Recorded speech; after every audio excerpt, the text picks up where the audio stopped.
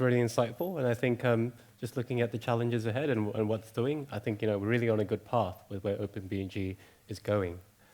So I'd like to introduce the next session coming up. And onto the stage, please, if we could have Jose Antonio from Vodafone and Heimdall Siao from Edgecore. Hi. And they're going to talk about the DCSG, which is something very much mentioned, but not to date, really a kind of a history and where we're going next.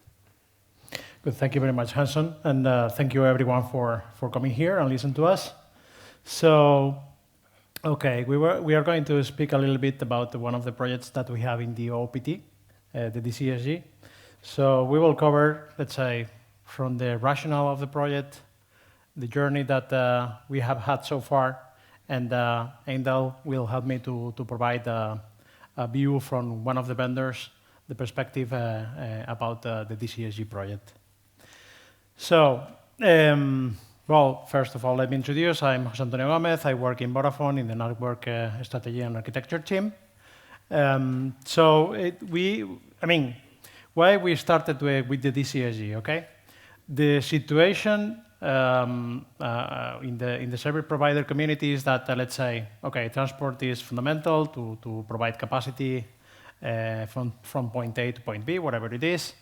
We had, what we were seeing is that, let's say, the vendor community, the vendor ecosystem was not big enough or not diverse enough, okay, to cover all the solutions that we had. So we had a kind of vendor lock-in across the different technologies.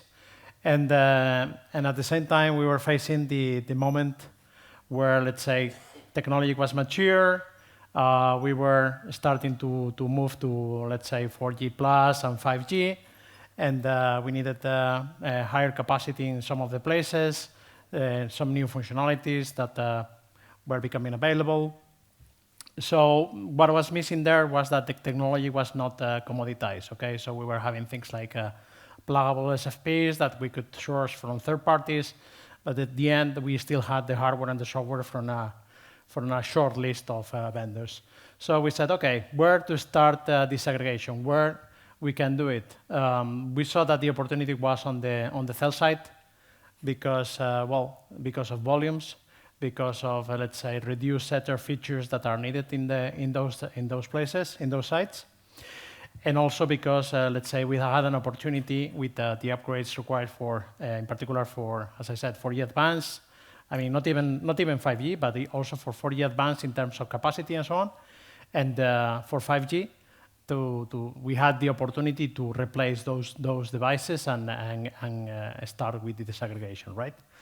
So as I said, we had a reduced set of suppliers. We wanted to have a more diverse and expanded ecosystem, okay? And we saw an opportunity there, right? It was also a way to try to speed up innovation and get faster to the market, new functionalities that were being developed.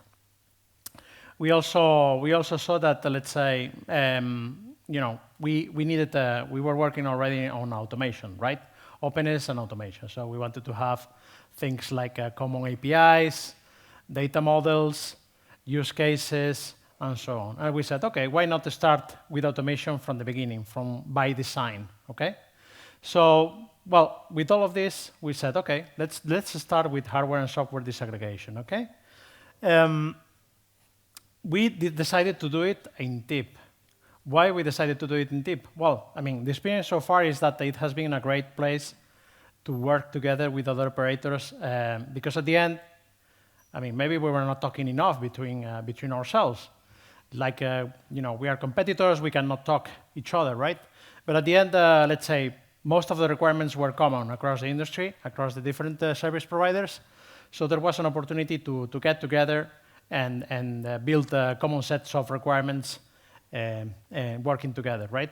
So these requirements are at the end, operator-driven requirements, okay? So these are not the requirements that come from a vendor offering them. No, we are the ones that are requesting them based on the needs for 4G, 5G, etc., fixed aggregation, enterprise services, and so on.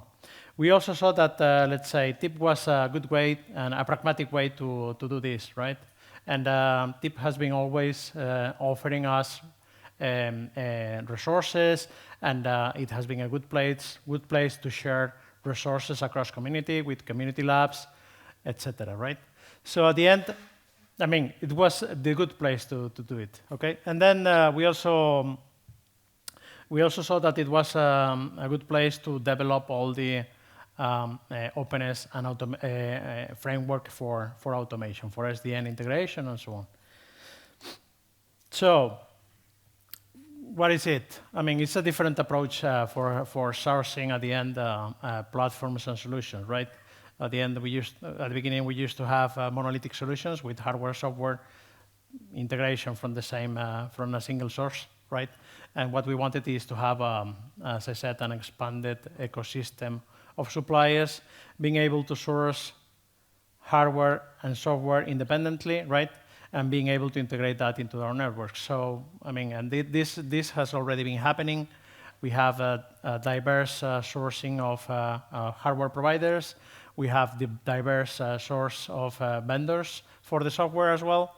And we have already seen happening that at some point in time, one operator starts with a combination of hardware and software and later replaces, for whatever reason, the software vendor, okay? We also wanted to have, as I said before, open APIs. For us, let's say, and for many operators, I would say, it's fundamental to have a proper integration of the solutions into the management and control of the network.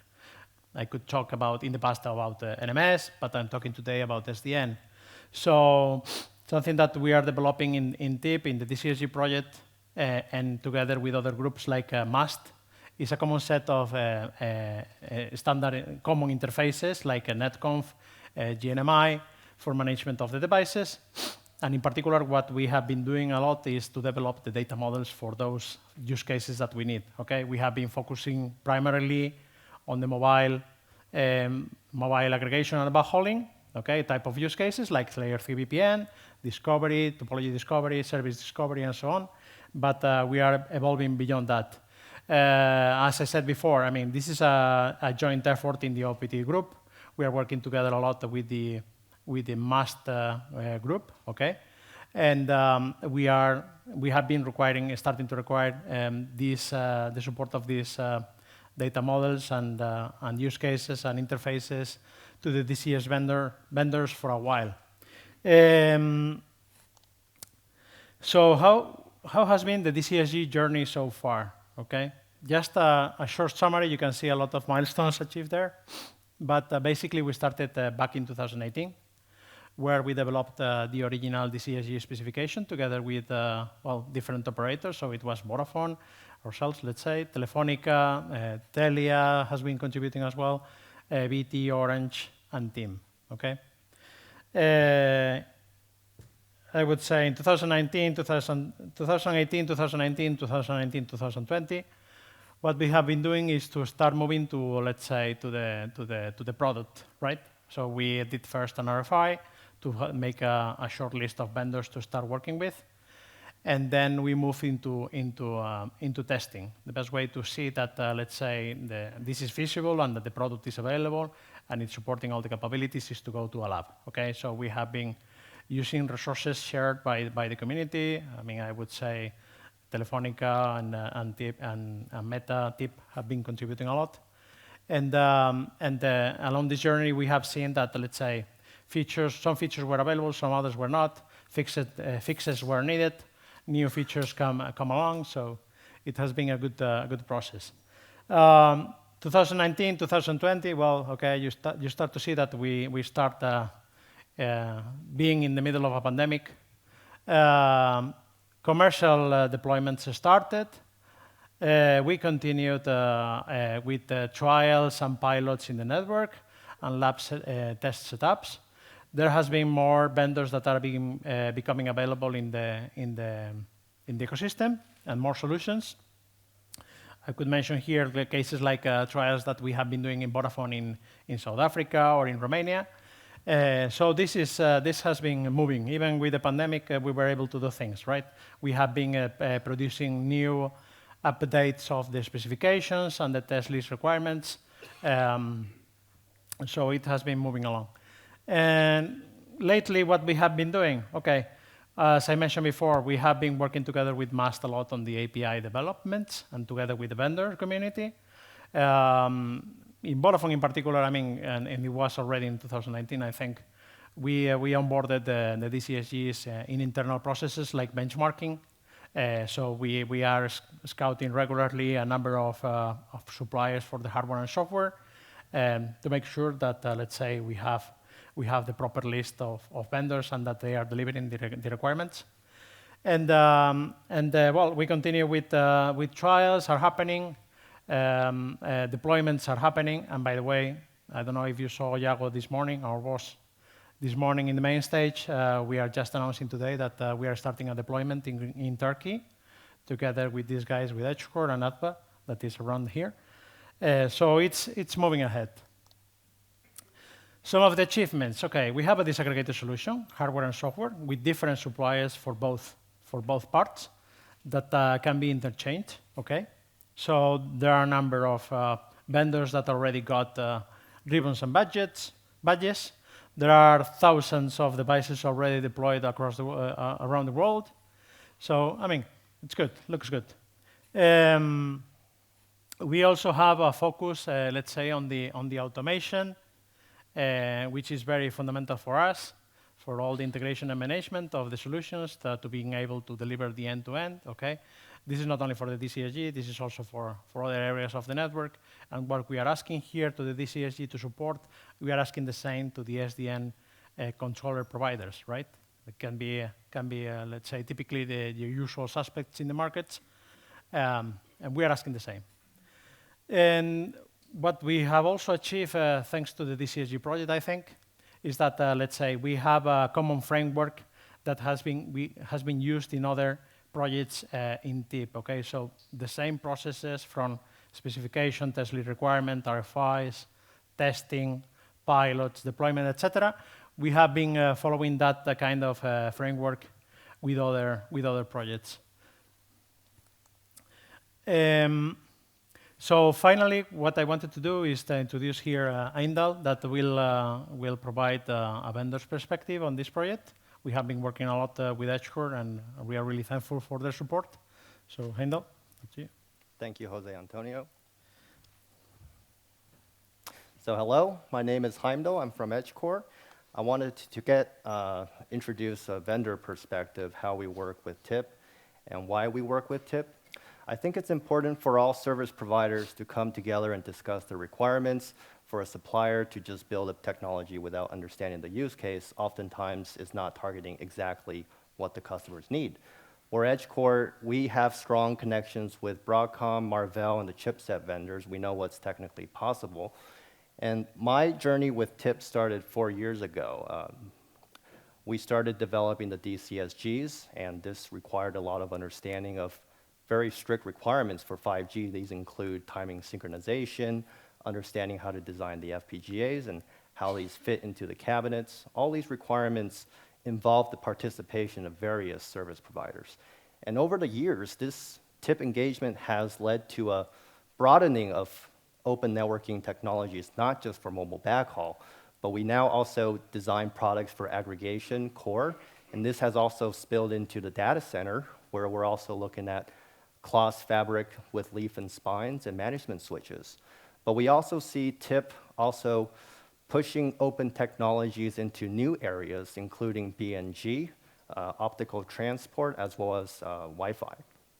And ultimately for Edgecore, our goal is to reduce the barrier of entry for everyone, whether you are a technology creator or a consumer of networking products. In the old traditional model, it's very hard for the average person or a company to design a networking product. But now with disaggregated hardware, with open networking Linux, with Sonic, with open operating systems, it's much easier to develop a solution from scratch. And one thing I wanted to share is for DCSGs, as Jose Antonio mentioned, these are often used in mobile backhaul, but in the case of Edgecore, our vendor experiences, this technology is also very useful for other use cases. And I would like the people in TIP to also consider, for example, broadband aggregation. We have cases in the United States where people use TIP-type platforms to provide Ethernet directly to rural homes or enterprises where today there is no internet. We also see cell-site gateways be used as a top-of-the-rack switch. It can be used to aggregate OLTs. It could be used for a distributed chassis system. You need something to aggregate everything in the backplane when it's individual units versus a chassis system. And lastly, we also see CSRs being very useful for long-reach optical use cases. For example, if you have a railroad company or a gas pipeline or a power transmission line company, you could attach a fiber along those capital infrastructure. And with ZR, ZR+, or, for example, Cassini, those use cases could be fulfilled with a disaggregated manner. Now, how does Edgecore engage with service providers today? There's a process, and TIP facilitates a lot of that, and it's very much appreciated. First, every carrier is different, so we first have to understand the requirements, and then we create a proposal. Oftentimes, carriers have a brownfield network. They have existing legacy infrastructure, so we create a requirement specifications with the software partner or the system integrator, and then we do the POC in their labs, prove that it works. Once that's proven, we go into the field, and oftentimes in the field, a system integrator is involved to deploy these as there's various locations. Hanson, I know we're running out of time, so I'll speed it up. Sorry about that. And the goal of TIP is Facebook and Meta and service providers, they do a very positive impact on the industry by supporting a lot of these with the resource and driving these committees. In the long term, our goal is to have a mass deployment and have new vendors on the AVL for service providers, so there's more choice and selection. And lastly, I show here a few recently announced engagements with TIP, Edgecore, and the various service providers. Orange is pretty recent for us. We're also engaging with Telecom and Vodafone. There's many others, didn't have a chance to list them here. So I'll move to the next slide. What's next for us? I'd like to have a few agenda action items. The first one is for TIP and the service providers to think about DCSG not only for mobile backhaul. This is actually very interesting. That same platform could be used for broadband, could be used for fiber to the home, or could be used for various use cases. It's a very good switch or router. And the second thing is we have to also look at next generation platforms. Today, much of the DCSGs are, for example, Qumran UX, AX based, but there's a set of next generation products targeting segment routing, targeting 25 gig and advanced or beyond. We have those platforms. The vendors in the TIP ecosystem have all developed next generation technologies, and that's somewhere we could expand to. And Jose Antonio, last 2 points. Yeah, just wanted to comment that, and I also needed to tell you that we are already working on some of these aspects, like for instance, possibly expanding, and we are already in conversations with TIP and other operators for covering some more aggregation scenarios, in particular a fixed enterprise, for enterprise services was already there. And there are other potential options, like you said, like using new QRAMs, like the 2U and 2A. And also things like, I don't know, using 400G ZR or ZR Plus, that could be applicable in some cases for longer reach in some scenarios. So at the end, we continue committed to the development of the DCSG. We are pushing for new functionalities to be covered there, new scenarios. We are also cooperating with other groups like DOR, that is developing the DVR and Provider Edge and so on. And for sure with Master work group with regards to API and SDN integration and full automation of the solution. So thank you very much. Thank you.